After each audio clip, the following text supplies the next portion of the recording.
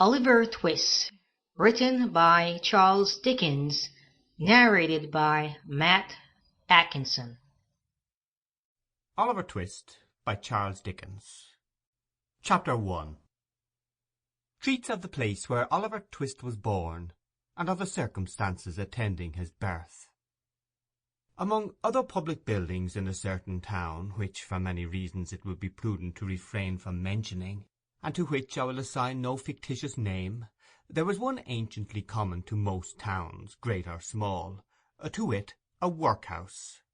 And in this workhouse was born, on a day and date which I need not trouble myself to repeat, inasmuch as it can be of no possible consequence to the reader at this stage of the business at all events, the item of mortality whose name is prefixed to the head of this chapter.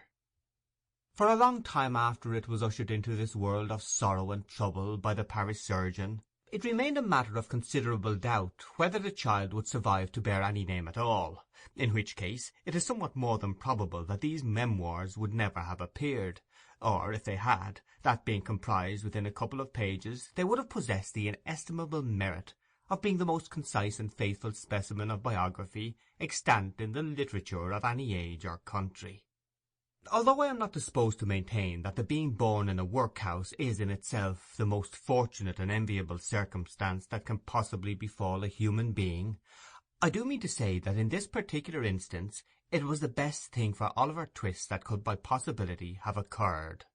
The fact is that there was considerable difficulty in inducing Oliver to take upon himself the office of respiration, a troublesome practice, but one which custom has rendered necessary to our easy existence. And for some time he lay gasping on a little flock mattress, rather unequally poised between this world and the next, the balance being decidedly in favour of the latter.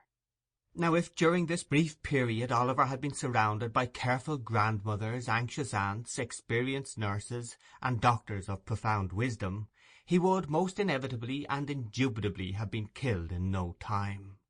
There being nobody by, however, but a pauper old woman, who was rendered rather misty by an unwonted allowance of beer, and a parish surgeon who did such matters by contract, Oliver and nature fought out the point between them.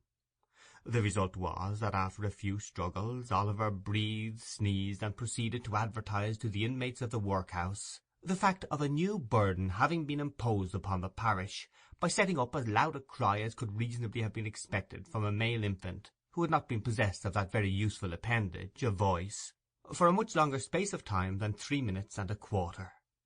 As Oliver gave this first proof of the free and proper action of his lungs, Sample complete.